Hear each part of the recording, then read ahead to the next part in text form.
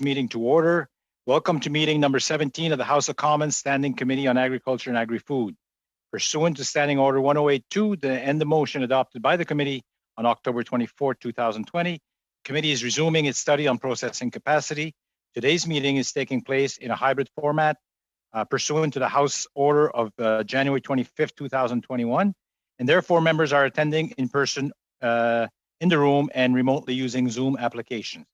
The proceedings will be made available via the House of Commons website. So you are aware, the webcast will also show the person speaking rather than the entirety of the committee. I would like to take this opportunity to remind all participants to this meeting that screenshots or taking photos of your screen is not permitted. Pour garantir le bon déroulement de la réunion, j'aimerais vous faire part de certaines règles. To guarantee a smooth meeting, I would like to set out some rules. Members and witnesses can express themselves in the language of their choice, the official language of their choice. Interpreting, simultaneous interpreting, that is available during the meeting. At the bottom of your screen, you can click the button to choose English or French. Please wait for me to call on you. You can raise your hand electronically. And before speaking, please take yourself off mute. Microphones in the room will, as usual, be controlled from inside the room. All witnesses and members must make their remarks through the chair. When you do not have the floor, please remain on mute. The committee clerk and myself will do our best to maintain the order of people asking to speak for all members taking part in the meeting from in the room or remotely. The second witness panel today has been moved to February 25th meeting from 3:30 to 4:30. It will be followed by a committee business meeting from 4:30 to 5:30. This will give us a chance to discuss drafting instruction for the report on processing capacity. We will also have the upcoming study of the environmental impact of agriculture recommendation. Recommendations for the processing capacity report are due by February 26th at 5 p.m. Eastern and must be sent to the clerk. And today's meeting, so I guess we do have, apparently we can do the full hour if it is the wish of the committee to do the full hour or to our regular time, which would have been at 6:30. But if everybody's okay with doing the full hour, we can do that today. So maybe I should ask for a raise of hand who cannot stay for the full hour. I think, Madam Clerk, we have unanimous support to stay for the full hour. So with that, I will welcome the witness that we do have here today. So from the Canadian Federation of Independent Grocers, Mr. Gary Sands, Senior Vice President. Welcome, Mr. Sands, to our committee. Thank you. And from Olimel, back again. I think he's got the right equipment and we're ready to hear him once more. Mr. Richard Davies, Senior Vice President and Sales of Marketing. So you have up to 7.5 minutes each to do your opening statement. And we'll start with Mr. Sand for 7.5 minutes. Go ahead, Mr. Sand. Thank you, Chair. As you said, my name is Gary Sands, Senior Vice President of the Canadian Federation of Independent Grocers. And on behalf of CFIG, I want to thank the committee, of course, for the invitation for us to participate in your hearings this afternoon. Just a quick synopsis of our association. We represent independent grocers across the country. Independent grocers account for about $13 billion in sales in Canada, and there are approximately 6,900 independent grocery stores across the country. In particular, I want to draw your attention to the fact that our members serve a myriad of communities in this country that are rural, sometimes remote, and also supply Indigenous communities. As such, independent grocers are a critical linchpin in ensuring food security for much of the country. Notwithstanding, independent grocers compete on a landscape that is overly consolidated at the retail level. At the same time, grocery retail operates on overall margins of an average 1.5% for both chain and independent. Yet within that context, you should note that many of the costs absorbed by retail grocers in the case of the large chains are pushed off their books and onto the supplier community. Of course, the imposition of fees, surcharges, penalties, or invoice reductions, whatever the catchphrase of the month is, poses a huge burden on the rest of the food supply chain. Suppliers argue that this also, and I quote from one of their briefs, stands as a major hurdle to expansion and growth. We agree with the suppliers on that point, but I would also point out that this puts the independent retail grocer in all those communities at a decided competitive disadvantage, in that the plethora of costs normally associated with running a grocery store, in the case of the independent, are borne by them entirely. So it is natural that for many groups in the agri-food sector, there has been alignment around conveying to government that we have a problem and we need to find a solution. Let me also be clear, though, that over the years, independents have also encountered a lack of fair dealing on the part of some suppliers with independents. Refusing to provide fair supply or fair pricing were encountered pre-COVID, during COVID, and will continue post-COVID unless we begin together to find reasonable responses that can provide a course correction for our agri-food industry. To ensure that we maintain and indeed enhance the stability and strength of our value chain, it is imperative that all governments, federal and provincial, turn their attention to identifying barriers. And if what we have heard all the past year from governments, that we are all in this together, is sincere, then together we need to turn our attention to the imbalances of the industry in the marketplace. The view of CFIG is that the solution to the goals identified by this committee lies in developing a grocery code of conduct. I want to make a point here of stressing that we are saying a grocery code, not a retail code, as some in the supply chain are want to do. Have independent grocers encountered problems with suppliers over the years? As I said previously, you bet we have. The principles that many groups in the agri-food industry are espousing as being required as practices that the retail chain should follow should also apply to them as well. Principles around fair dealing should not be selectively and subjectively written and applied to just one part of the supply chain. I would be fascinated to hear from any organizations representing suppliers as to why that should not be the case. When our members are told by suppliers that they will not be supplied with products because they have hit their targets with some chains, that is not fair. And lack of fair supply, in turn, is also for many communities an issue of food security. Our members are tired of sometimes paying more for mainstream products that are sold in chains for less than the independent themselves have to pay as the cost determined by the supplier. Then being told by sales reps many times that they've hit their sales quota with the chains, so no price negotiation is possible. This is not by any means always due to the chains enjoying large-scale advantage. Suppliers could refuse to play in that sandbox, and a couple have. Even in the supply-managed sectors of the agri-food chain, there have been issues around securing fair access. I recall one instance in the early months of the pandemic where we received letters from egg producers, the Federal Minister of Agriculture, and a couple of provincial ministers, BC and Ontario, asking us to encourage our members not to limit supplies of eggs purchased by customers. Our response was to send pictures back of empty store shelves that our members had sent us of where the eggs should be. I'm not singling out the egg producers. This kind of thing happened in other areas. I'm just using it to illustrate that what the producers are saying to governments and what our members are seeing are two different things. The positive for us out of those kind of examples is that there has been a heightened awareness and understanding of the challenges our members face by both government and many other sectors in the supply chain. One key point I also want to make, and I'll talk as fast as I can to this committee to understand about independent grocers. We buy local, support local community initiatives, and we hire local because we are local. We live in the communities we serve. Independents can also play a role in increasing capacity because as they continue to remind producers and processors, they will happily act as incubators to test new products and innovations in store. Our association also runs the two largest retail grocery trade shows and conferences in Canada. Working with the Ontario government through those venues, we have significantly enhanced buying opportunities interprovincially as well for Canada's small and medium-sized suppliers and retailers. In closing, again, we commend Ottawa, the provinces, and the territories for establishing a working group to review issues in this industry and to recommend a course of action. The co-chairs of this FPT working group have been responsive, collaborative, and are genuinely interested in finding solutions. If we can develop a grocery code of conduct That will be a positive development, and I suggest will be a generational change for our food industry.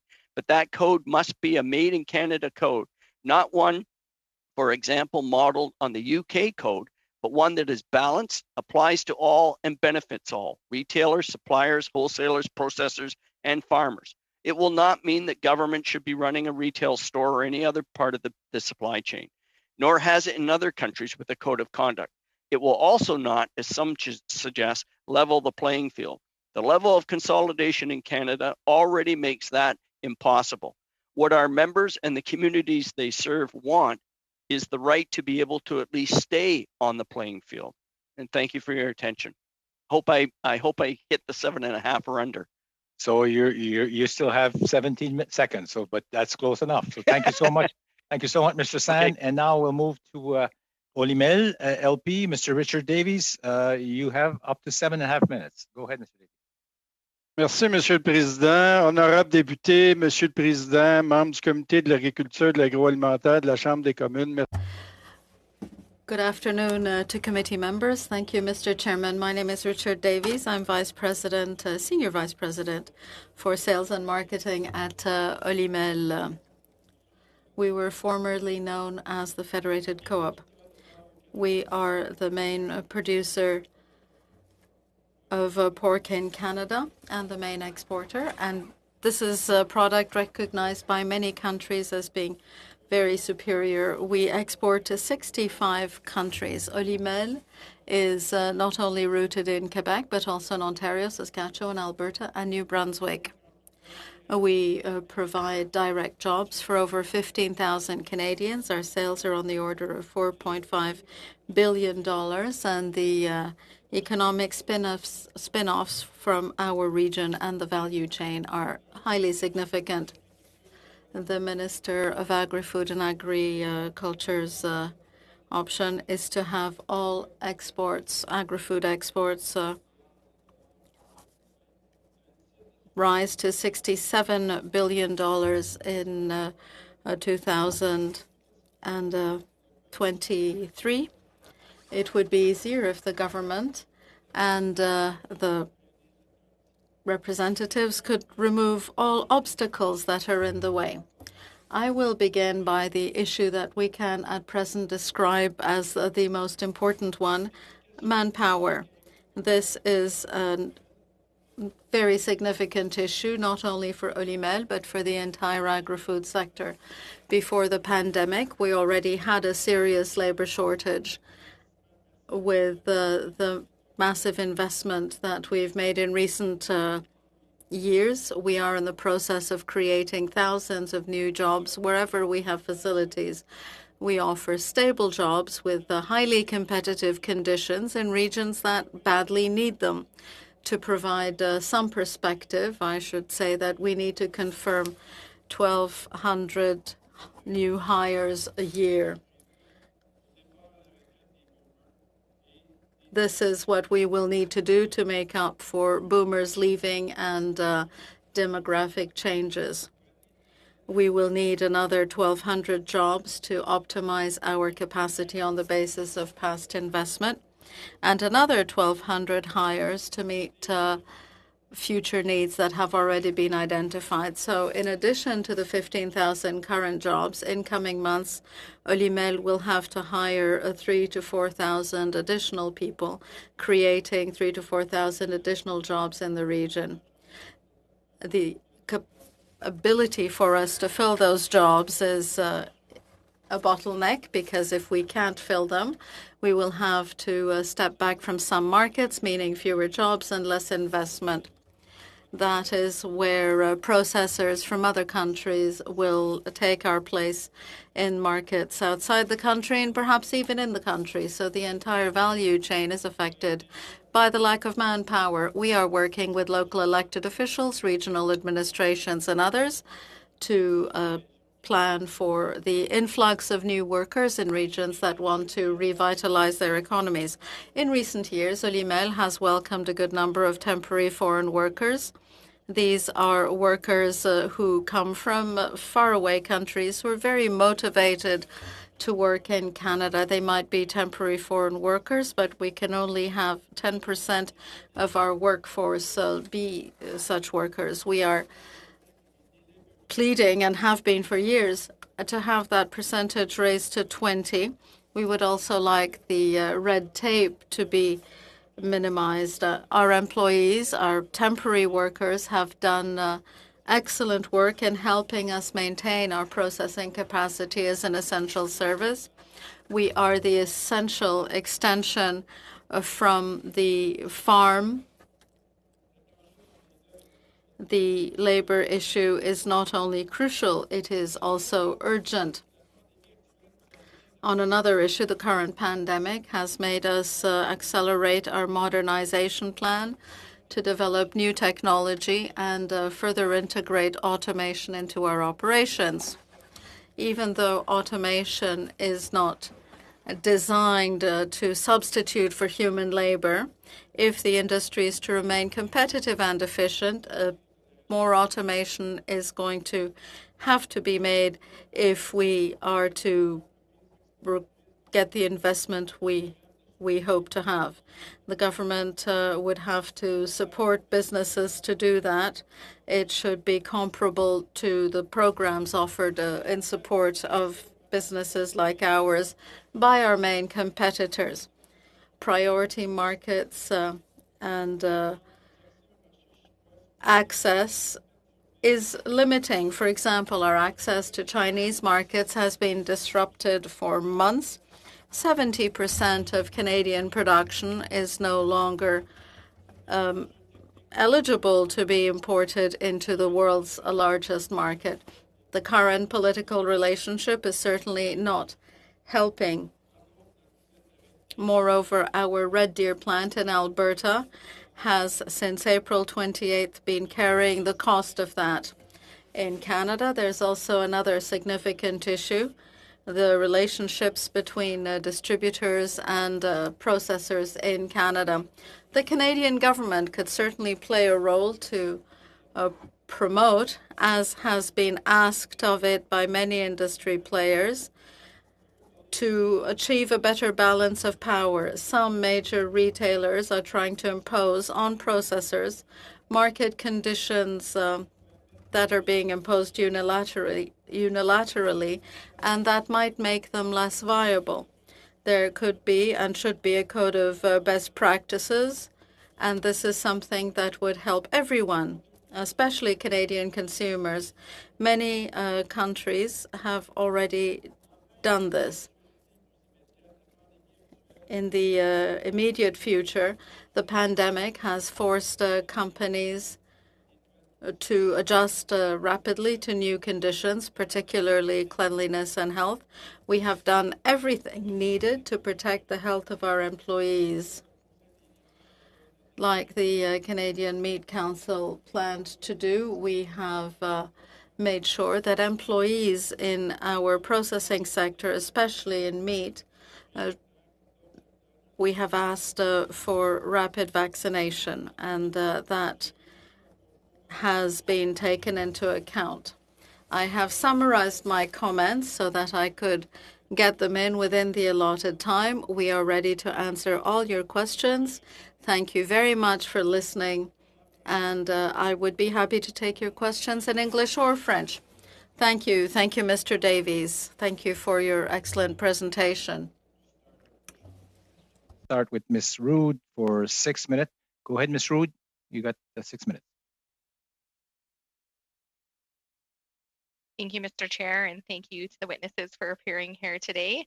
I really appreciate you taking the time to come back again, Mr. Davies. And just to start, I had a hard time hearing some of the translation, so I apologize if I'm going to repeat something that you said, but I couldn't hear the translation very well. Today, we learned that your plant, obviously, in Red Deer, Alberta, is going to temporarily be shutting for an undisclosed or unidentified period of time due to an outbreak of COVID-19. Right. And I know that you had an outbreak in one of your plants in Quebec earlier in the pandemic, almost a year ago now. hog producers in Ontario, they've been struggling to find capacity, and I know that I've talked to a lot of producers in my own riding and areas who have been actually having to ship their hogs all the way out to Alberta for processing. So having this plant shut down is obviously going to have another recourse in a backlog for these producers. Of course, health and safety of the workers is paramount, and we know that companies have been doing everything they can to ensure health and safety of the workers. But I'm just wondering if you could clarify for us and put on the record the reason why the plant is shutting down. Are you planning to shut it down to clean and sanitize everything? Because from what I understand, you're not sure where the outbreak came from, or is it just that there would be a shortage of labor to keep the plant running for even less shifts because of the number of people who are affected by this outbreak? And if you could just comment on that, maybe what steps you're taking to clean, and is the closure a response to political pressure from the media, or is it actually in response to the fact that you don't have the labor or you can't guarantee the safety of the workers at this time? I guess it's a combination of numerous factors. We were in discussions with Alberta Health Services, obviously trying to find the proper path and the quickest path to get back to normal. So, and looking at the current situation at the plant, there was a combination of the health of the workers, the number of the positives that needed to be basically grasped and put under control. So that was one thing. And there was another issue also with having the critical amount of labor available to be able to pursue operations. So we believe with obviously we've had close to a year of experience with that. We had issues in Quebec earlier in the end of March or April in 2020. So we have experience with health officials, with health specialists to try and find the right path, the quickest path to try to get the plant back up to speed. You know, we understand the Ontario producers. We're producers ourselves in Saskatchewan, so we know when 1 day, 2 days, 3 days goes by and the implications it might have at the farm. So we thought that this would be the best path forward to get back to normal as quickly as possible, hopefully sometimes next week. So this is why we've chosen to take action immediately. Great, thank you for clarifying that. I'm going to switch gears and switch over to Mr. Sands. Mr. Sands, you talked a little bit about this in your opening remarks, and I just was looking for some clarification and for you to expand on this a little bit with a grocery code of conduct versus a retail code of conduct, because we've been talking about grocery code of conduct and we know that the provinces are looking at this right now, and also as it relates to the supply issues. So I come from a very rural riding. I have many independent grocery stores that are not one of the big five. And during the pandemic, we've seen, like you alluded to with eggs, shortages of things like basics like flour on the shelves. So I'm just wondering if you could kind of quickly touch on in the next 2 minutes why we see these supply shortages going to the independent grocery stores, and why the companies might want to supply the main retailers ahead of independent grocers for their orders. Well, in Ontario, for example, the two biggest wholesalers are Sobeys and Loblaws. So for all those independents that you just mentioned in your riding, that's also their retail competitor. So if you're having shortages or high demand, you'd have to have just fallen off a turnip truck to not realize that the chains are going to be first at the first served. And that's just a reality of the consolidation that we have in Canada.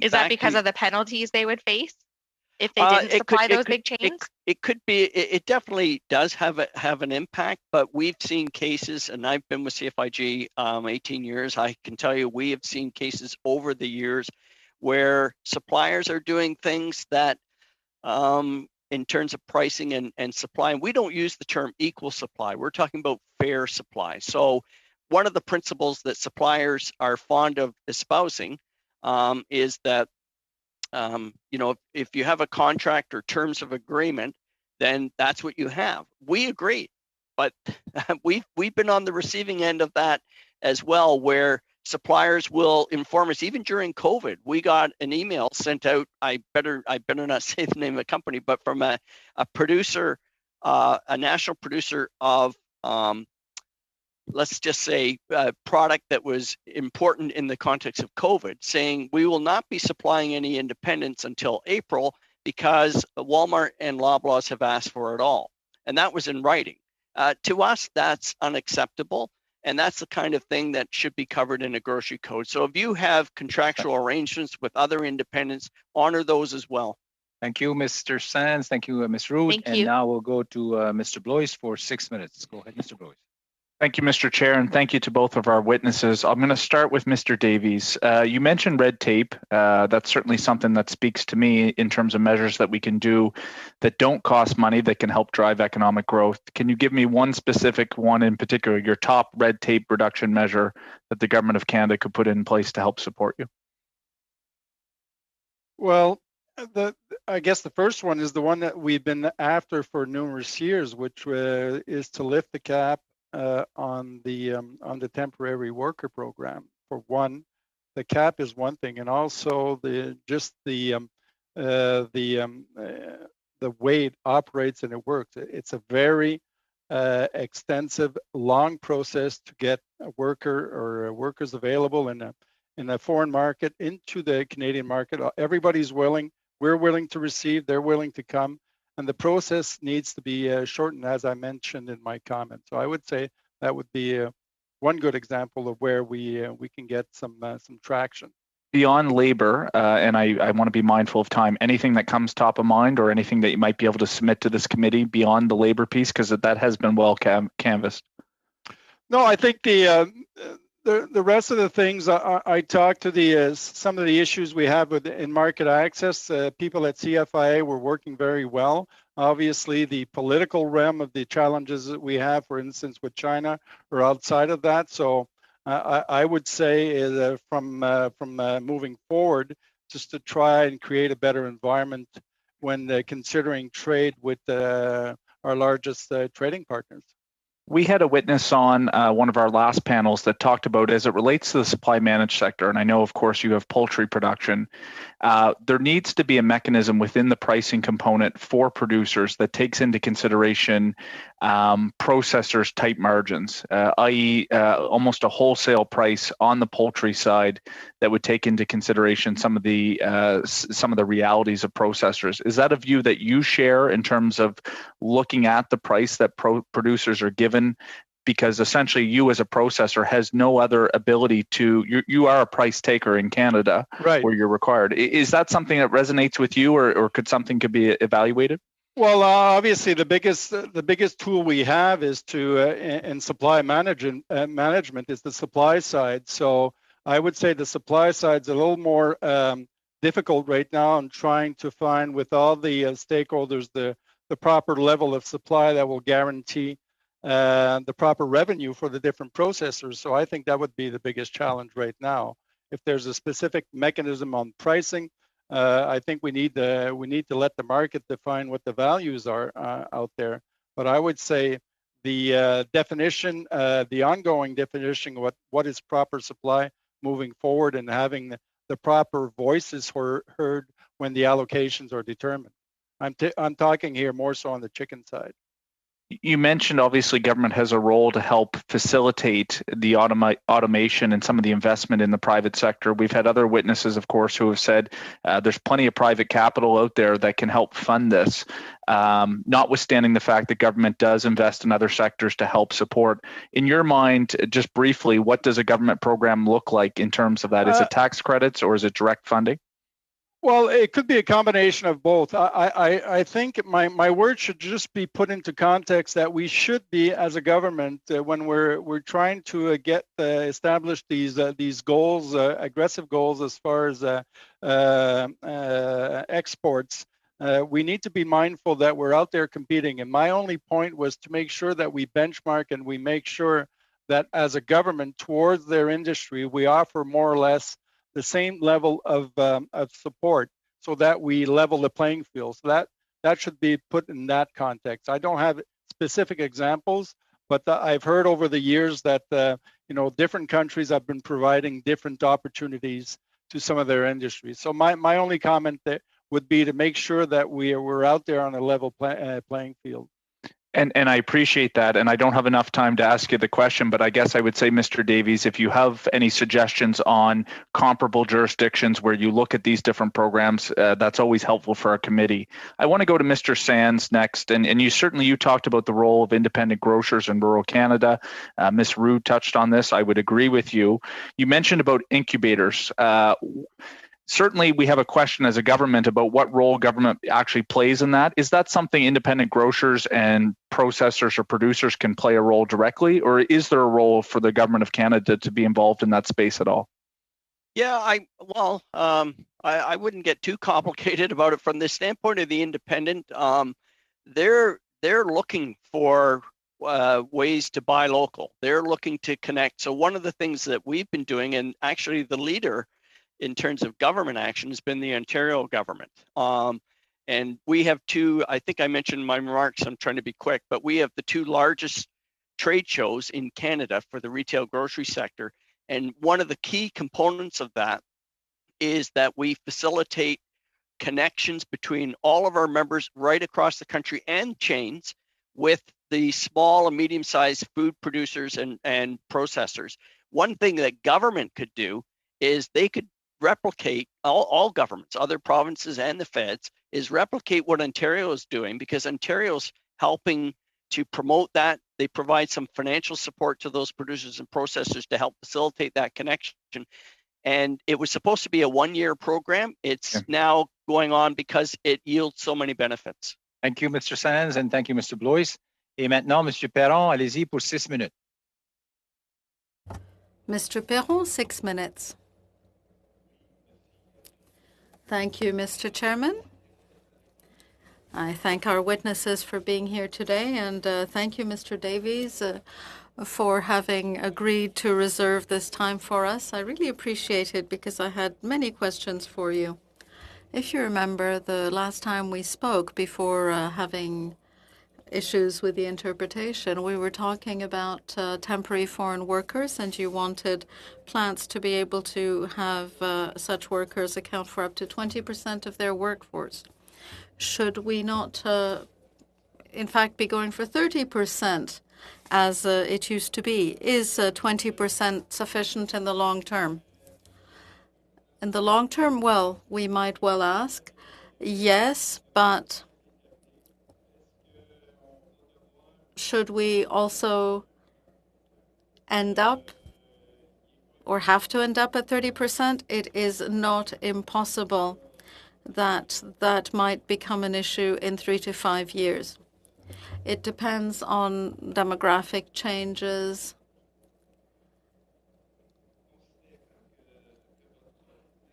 Given that your labor force is really the first issue you name, it is key to you.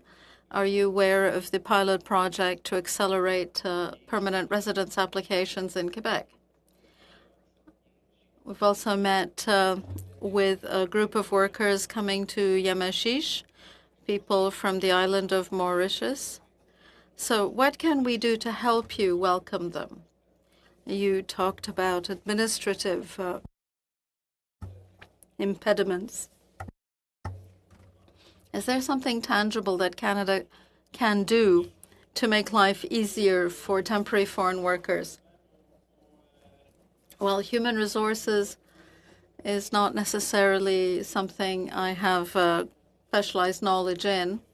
We have to identify workers who are interested in coming here, and then issues relating to their arrival and integration.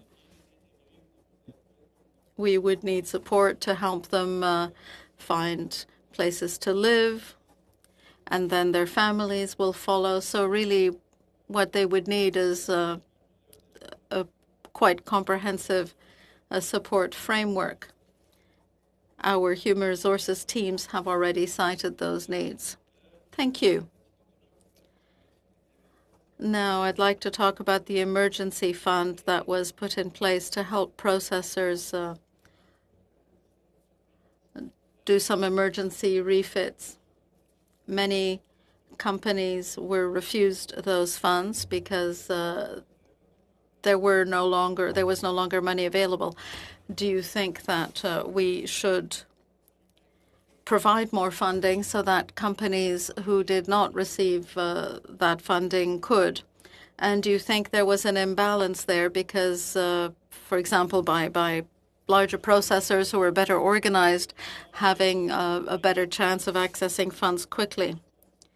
I think regardless of how large the company is, equitable treatment is important. So if any company was unable to access that funding for whatever reason, I think they should be granted that opportunity.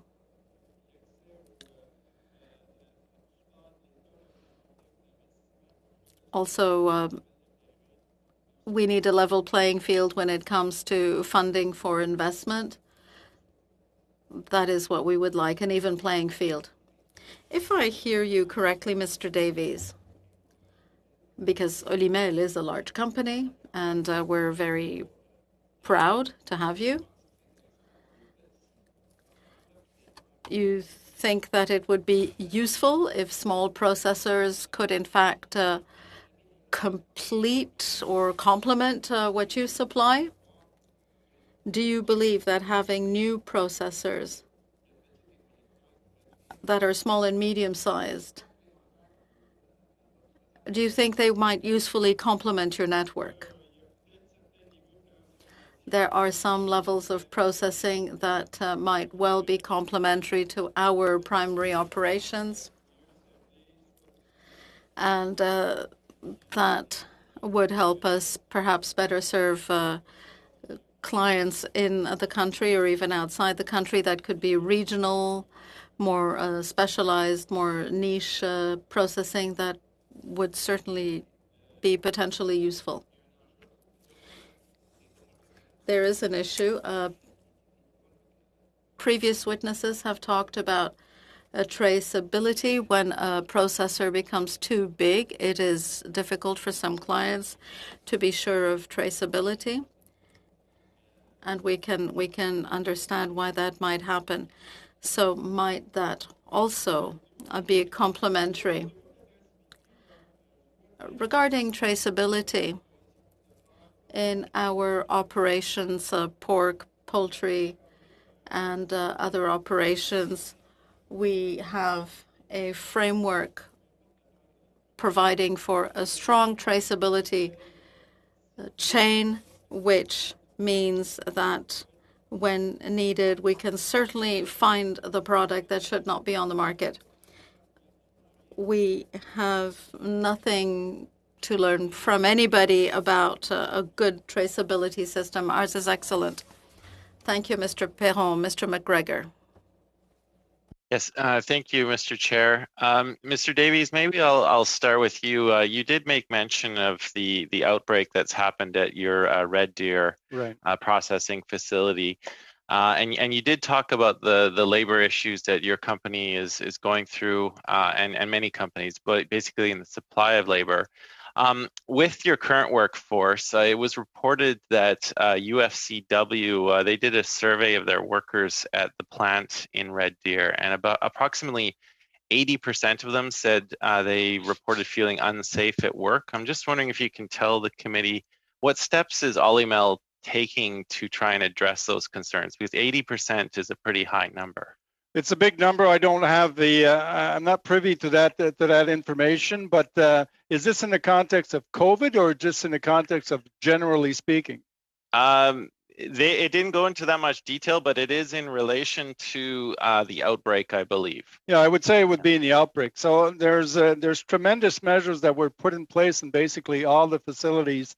We've spent close to, since March of last year, close to $40 million in implementing a whole bunch of equipment that would optimize in the context of operations in the nature of our operations to secure as best possible the safety of the workers. So this we have done, and up until this recent outbreak that we have here in Red Deer. Over the course of over 10 months, we only had, I think, 37 or 30 cases at the Red Deer facility. So now we had this unfortunate outbreak. So I would say the environment, all in all, and basically we've implemented the same measures in all the facilities. dealing with the physical aspects of these facilities. But we've had a pretty good record as far as containing and limiting the spread of the virus whenever it occurred. So I would say the environment has been in the best of conditions, with the best measures taken place to try and optimize and maximize the safety of the workers. With your Red Deer facility, how much of the company's total processing capacity does that one plant represent? So Red Deer is 45. So it's close to 30%. 30% of your company's total Canada operations? Right. Okay. On the hog side, on the hog side. Right. And do you know how long this shutdown is expected to last? I can't. As I mentioned earlier in my comments, if everything goes well with the workers, the numbers of infected going down, and we expect that's going to go down very rapidly. So we would expect that we do have an opening window of getting back to normal, at least back to operation sometimes in the course of next week. But we're going to have to see how the coming days develop as far as the infected workers and how this is contained and how we can track this down. So a lot of people involved there. Do you have an anticipation? I know Ms. Rood asked a little bit about this, but what's your anticipation of the domino effect this will have on hog producers? I mean, we saw when COVID struck a lot of our beef processing capacity over 2020, that created a huge rolling backlog. Will the same happen with our hog producers? Well, as I mentioned, we do have important hog operations in Saskatchewan that supplies over 50% of the basically the Red Deer facility volume. So we're confronted with that. A few days, I think, is going to be tough, but it will be manageable. It's when you start getting into the 10 days to the 2 weeks, then that starts to become a little more critical, depending on the different sites. We went through this here, and we're still trying to dig ourselves out of the hole here in Quebec, and also with our Ontario producer suppliers. So, and finding solutions for them, and obviously sometimes with significant financial loss to be able to support that. But we are taking all the proper measures, I think, to try and alleviate that as best we can. But that, to me, that's one of the reasons why we asked to put the workers in the plants on a priority list as far as the COVID vaccination, so we don't get into this type of situation, knowing that the market can wait from the meat. There's other sources for meat, but from the farm to plant perspective, that is critical, and that's a huge problem. And just one final question. I mean, you've got 30% of hog processing capacity going through this one plant. What lessons are you going to learn from the future, for the future? Because if we have this plant shut down again in the future for an even longer period, I mean, what's the answer? Do we need to somehow decentralize operations, or is that even possible to do in this very competitive market that we have? Yeah, as you say, it's very competitive. I think, as I mentioned, we had been handling this and operating quite basically free of any disruption since March in Red Deer. We had a couple of close calls, but obviously we put all the proper measures within the plant. Obviously, we try to educate our employees as best we can, because they're not only living in the plant, but they're also out there as members of society, and try to make sure that they apply the best practices. This is under investigation to understand where it came from and to try and learn from that. Thank you, Mr. Davies. Thank you, Mr. McGregor. And now we'll start our second round, 5 minutes. And to start us off, alors, Monsieur Lehoux, vous avez le plancher pour 5. Mr. Liu, you have the floor for 5 minutes. Thank you, Mr. Chairman. I will share my time with Mr. Epp. My first question is to Mr. Davies, and I would like also to thank our witnesses. Thank you, Mr. Davies, for coming back today. I have a question. You said that you had about 3,000 to 4,000 employees that you needed to hire. And you also talked about automation and modernization. If we focus on automation and modernization of the company, would it be possible for you to reduce the number of people that you needed? Are there programs that the government could put in place to support companies, and yours in particular, through its modernization? Yes, in many cases, automation and robotization will eliminate some of the steps in the work, but basically, our sector requires a lot of client-specific work and product-specific work. So, for example,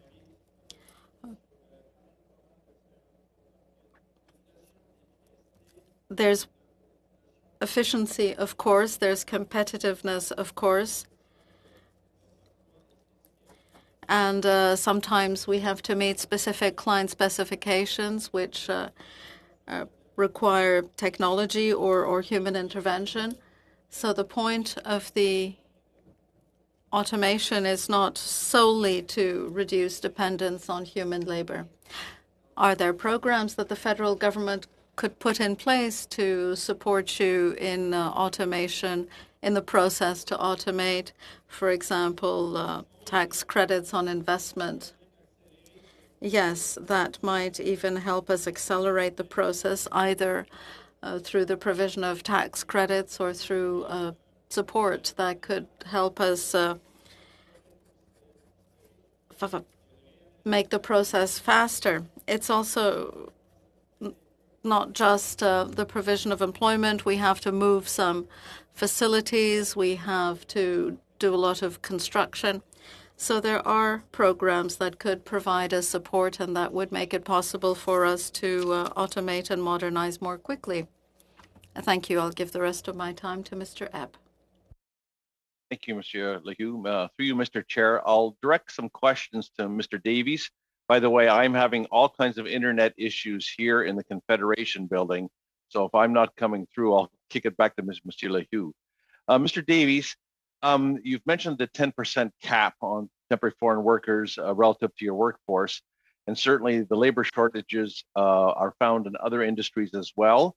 Have you had to resort in any of your plants in Canada to resort to the use of labor contractors to find enough labor to supply yourself so you can run your operations?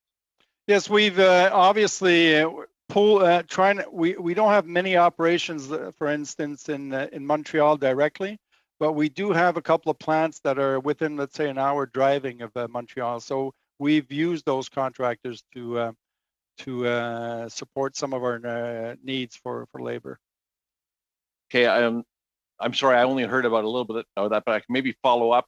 Have you had, from the use of labor contractors, is there any potential that that has become a source of infection? My question was, why do meatpacking plants seem to have more outbreaks? I have some similar issues in the greenhouse sector in my own riding, and I'm wondering if the intersection of workforces through labor contractors and into the bunkhouses in our area, or perhaps into your working settings, whether that could be one of the dynamics that's leading to an increased number of outbreaks in the meatpacking sector. So the sites that we have that rely on these contractors have not been exposed to any surge in infections or anything. They've been relatively under control for the past 10 to 11 months. So I can't relate that to that. I can't. Okay, thank you. Maybe if I have one last question, I'll direct it at Mr. Sands. In the 2018 Canadian Grocer interview, Kevin Greer describes the grocery sector as being somewhat divided. That was at that time regarding, the grocery code of conduct. Has the recent series of imposed fees and/or supply shortages worked to unite the sector for a cause or a more united front in calling for either the retail or the grocery code of conduct? So unfortunately, Mr. Epp, we run out of time. So perhaps Mr. Sand will have a chance through other questions. So we'll go to Mr. Lewis. Yeah, Mr. Lewis for 5 minutes. Go ahead. Great. Thank you, Mr. Chair, and thank you both of the witnesses for appearing today. I appreciate your time and your advocacy. Maybe I would start off the questions with Mr. Davies, because in my riding in Kitchener-Conestoga, we've got one of the largest pork processors in Ontario in Conestoga Meats. So I've been in contact with them and familiar with some of the challenges that you're facing. So I know the Emergency Processing Fund was something that we wanted to do because we wanted to make sure that we were keeping workers safe. And so, are you, Mr. Davies, and your companies, are you working with other producers in Canada to share best practices with each other, particularly to keep workers safe? And then, if so, what lessons can you and all processors take away from these measures to keep employees safe, which of course would lead to productivity and help us increase our processing? Yes, as members of the Canadian Meat Council, obviously there's different committees in place, and where a lot of common challenges are tabled and common practices and learnings are shared, so that we can better ourselves as an industry, whether it's from basically from a hygiene perspective, whether it's basically safety for our workers, or a lot of common issues that we're facing. So this is ongoing, where the pork, I know for a fact that the pork committee, for example, does that, and even on the poultry side, there are different initiatives and committees in place that do that on an ongoing basis. And I thank you for that. We're talking short term now to keep people safe, keep production and processing moving. But in moving forward in the future, can you see practices that are in place now staying to a degree to increase processing by keeping workers themselves safe? Well, obviously, as I mentioned, we, as a company, we put up about $40 million of different equipment to improve worker safety, more so in the context of COVID. But I would suspect that some of these measures that we put in place will become permanent and will be there, and that we put ourselves in a situation where that worker safety is enhanced. And if it is enhanced and it remains enhanced in the future, we'll maintain them.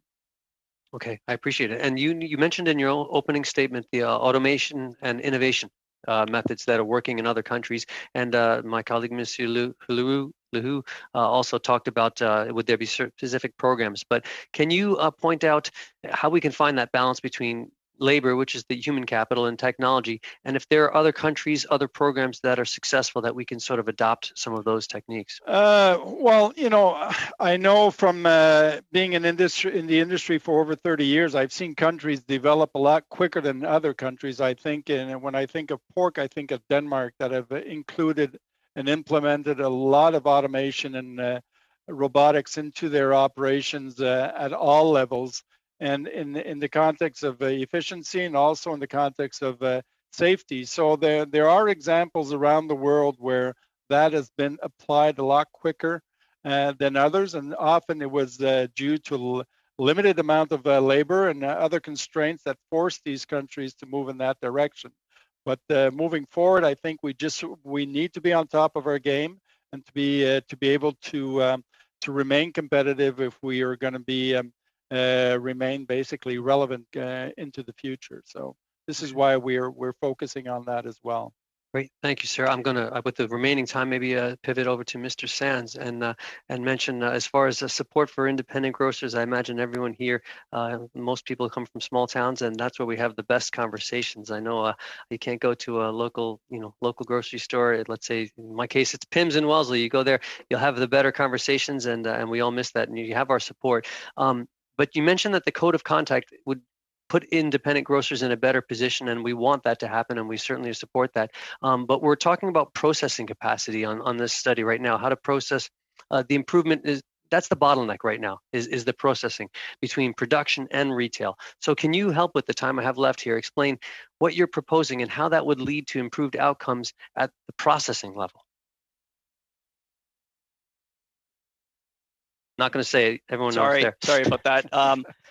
What I'm trying to get across here, and I think we've actually now convinced most of the provinces of this is related to increasing capacity.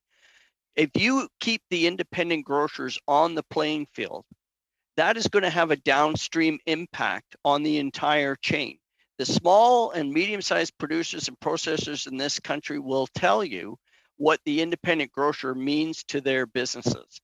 And that's what we're all about. It's in our DNA. I'm not trying to hammer the chains or hammer suppliers.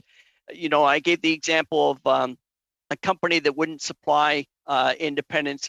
You know what? All we need is a framework that will provide a fair dealing, and that will increase capacity. We'll have a downstream impact. Sorry. Thank you, Mr. Sands. Thank you, Mr. Lewis. And now we'll move to Monsieur Perron. 2 minutes et demie. Allez-y, Monsieur Perron. Mr. Perron, 2.5 minutes. Thank you, Mr. Chairman. Mr. Davies, you answered my last question quite thoroughly, and you talked about priority vaccination. We understand your concern. Now, I'd like to hear your comments on China. You said, you made a brief comment, but do you believe that the government should support the industry when there is a conflict of that kind that, in fact, is really impeding your production?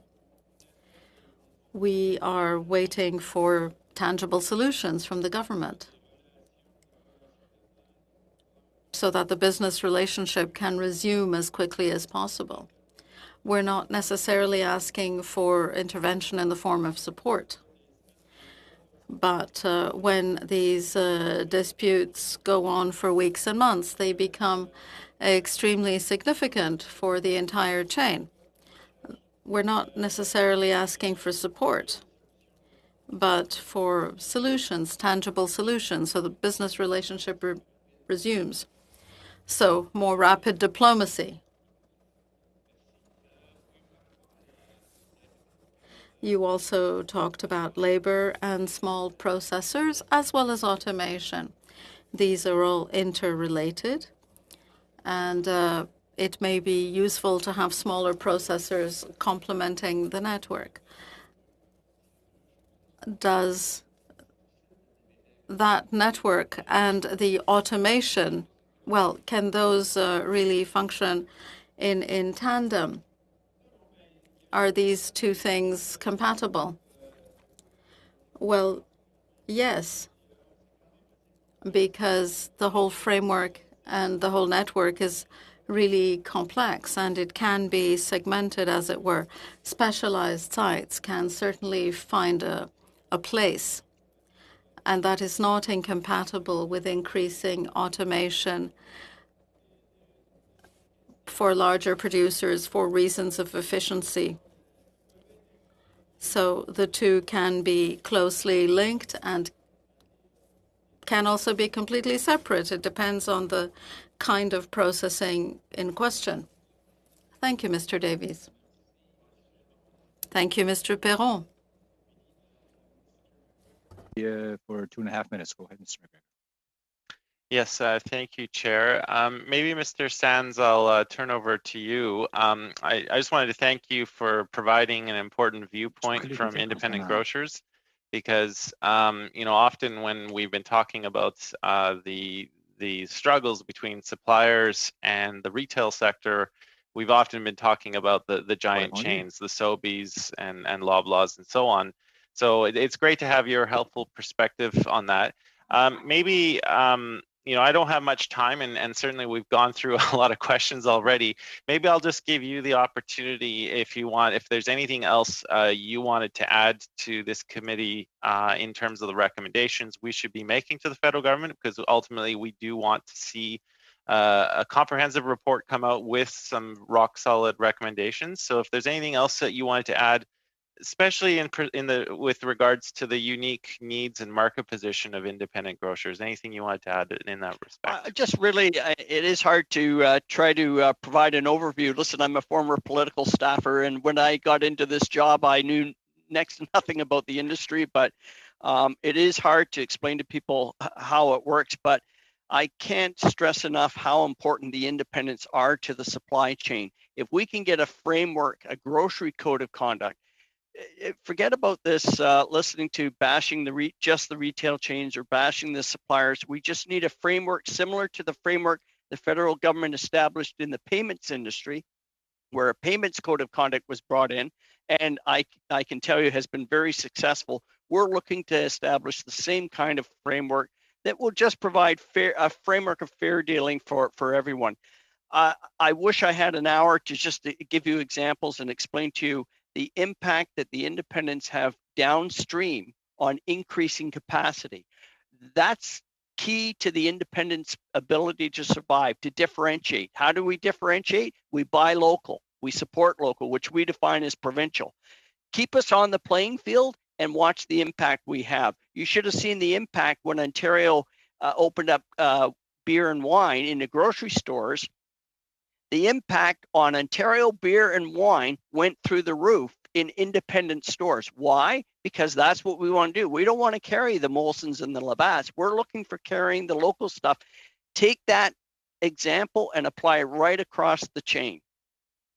Right. Thank you so much for that.